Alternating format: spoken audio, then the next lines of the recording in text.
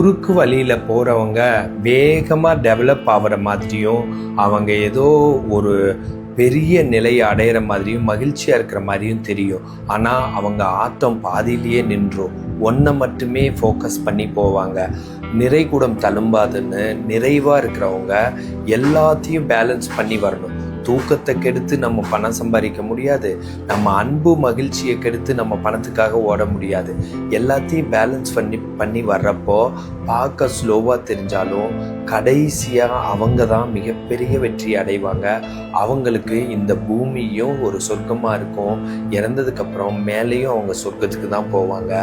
இந்த நிறைகுடம் இல்லாதவங்க சும்மா குறுக்கு வழியில் ஏதாச்சும் ஒன்று அடுத்தவங்களை இம்சைப்படுத்தி, கஷ்டப்படுத்தி, துன்பப்படுத்தி, கிரிமினலாக யோசித்து செஞ்சாங்கன்னா அவங்க அப்பவும் துன்பத்தை அனுபவிப்பாங்க, அதுக்கப்புறமும் துன்பத்தை அனுபவிப்பாங்க.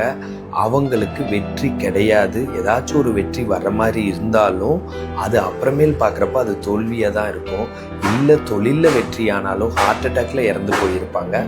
அதனால் அன்பாக, மகிழ்ச்சியாக, பொறுமையாக ஒவ்வொரு விஷயத்தையும் செய்யுங்க. பேஷன்ஸ் ரொம்ப முக்கியம். நன்றி.